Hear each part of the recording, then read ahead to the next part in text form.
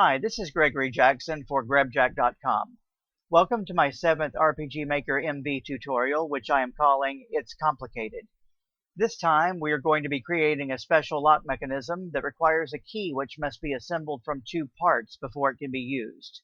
With the assembled key, a staircase will be revealed. If you have not worked through tutorials 2 through 6, please do so now. This one builds upon what we've done before, and it is best that we remain on the same page.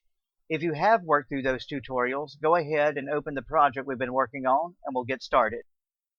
Unlike the previous tutorials in the series, I have already completed and tested everything, but that will not prevent me from explaining it. I started by creating the 3 key items needed. In the database under items, I added items 10, 11, and 12. For each of them, I set item type to key item. I named item 10 Dragon Coin Left Half, set its icon to 197, and gave it and the other 2 a description. Item 11 was named Dragon Coin Right Half, and I selected icon number 198. Finally, item 12 was named Dragon Coin, and I selected icon 196. The vault map from last time was enlarged to 17 by 13, and I moved its original map and event content down to the lower left-hand corner. This is so it coincides with the relative position of the entrance to the vault from map 1. A corridor exit from the original vault area and an upper right-hand corner room were then added. From tile set B, the monument tile group was selected and placed in the upper right corner room. You will notice in tile set B that there is a lit version of the large monument tile group, and yes, I do make use of it. I've made it so that when our Dragon Coin key item is used, the monument becomes lit and the secret staircase is revealed. So far, we've been using self switches to change the visual appearance of events, but self switches only have an effect on the events they are set on. In order to have an effect on multiple events at once, we need to use a switch. Let's look at the bottom center monument event, which will be what triggers everything else. On tab 1, we see that all conditions are blank and that the image box is empty. This is similar to how we modified the rope pit event in the last tutorial so that it started out invisible so that the fissures tile could be seen. The monument does not start out lit, so we are making sure that this trigger event does not spoil that. Switch to tab 2. Here we see that under conditions, the first switch entry is checked and that it is set to monument activated. Click on that button to bring up the switch selector. Because we have not covered the switch editor in any previous tutorial, a little explanation is in order.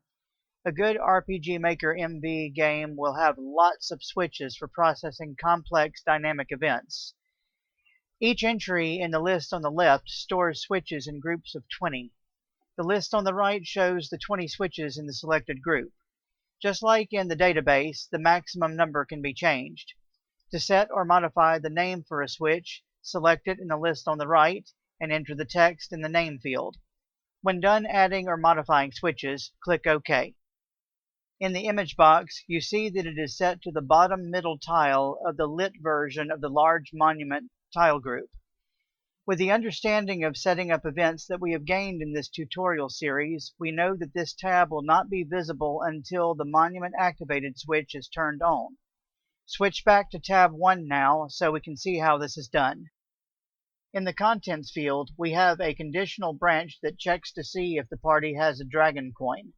If so, it removes it from the party's inventory and pops up a text describing what happens to the coin. The mystery music effect will then play. And now we come to the one command that makes all the magic happen, the Control Switches command. On tab 1 of the Event Commands window, under Game Progression, we would click Control Switches. For what we want to do here, under Switch, we would select Single and then click the button to choose the switch to operate, in this case, Monument Activated. Under Operation, we would select On and then we would click OK. Next, we have an Else branch that pops up the text about a dragon engraved recess in the surface of the monument, which players will see if they do not have a dragon coin. We can click OK for now, but we'll be coming back to this event in a moment. For now, there is the matter of the other events related to the lit monument and the hidden staircase, which in terms of their initial visibility are handled the exact same way for all of them. They will each only have one tab, and under conditions for each, the first switch entry is checked and set to monument activated. Remember, that switch does not get turned on until the player uses a dragon coin on the monument. So even though there is an initial image set for these events, they will not be initially visible in the game, even though we can see them in the toolset. Now that we've set up what happens when the player uses the dragon coin, we need to set up the process for actually getting the coin. Let's look at the chest in the vault map. As we look at the content section, we can see that there is now more to it than just a simple quick treasure event, though it starts off the same way. Where it differs is the conditional branch and else branch in the place of the single change item command that used to be there. Let's break it down. The conditional branch checks to see if the party has the right half of the coin yet. This chest is going to give the player the left half, but because we want the two halves to automatically combine, the game needs to know what to do if the player has already found the right half. If they have, it is removed from the party and the completed dragon coin is added, accompanied by a text pop explaining that the halves are now combined. The else branch controls what happens if the player does not have the other half of the coin. It adds the left half and does a text pop to tell the player about it. And that is how we do that. I did not want to just put the other half of the coin on the same map, so I added a map called Vault 2. I set up the chest in this map the same way I did the other one, except that it checks for the left half of the coin and will either combine the halves if the party has it, or just add the right half if they don't. I then set up quick transfer events between Vault 2 and the first Vault map. I trust that by now you don't need to see that demonstrated. Now, like I said before, we are going back to the trigger event on the monument. On tab 2, in the content section, we're making it so that the player can recover the dragon coin or leave it where it is. If they take it, the monument activated switch is turned off, so all monument events return to unlit status and the staircase is hidden again. If they leave the coin, nothing happens. The only new elements we have not gone over before are the choice-related elements. On tab 1 of the Event Commands window, under Message, we would click the Show Choices button. For this example, under Choices, we would set number 1 to take it and number 2 to leave it, and then we would click OK. Under When Take It, we put the Change Item command to give the player a dragon coin, and then a Control Switches command to turn off the monument activated switch. Since we don't want anything to change if the coin is left where it is, we don't have to put anything under Leave It. We are done with this event. Only one last thing to do. Those stairs need to lead somewhere. I've created a small room with stairs leading back up, and in it I have placed a chest containing 700 gold.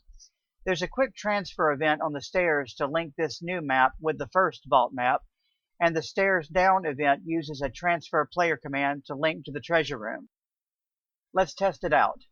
After jumping through all the hoops and getting into the vault, let's first interact with the monument. We are informed about the dragon engraved recess on the surface, but other than that, nothing happens. Now let's get the left half of the dragon coin out of the chest. Now go to the screen to the west. When we interact with the chest, because we have the left half of the coin, getting the right half automatically combines the two.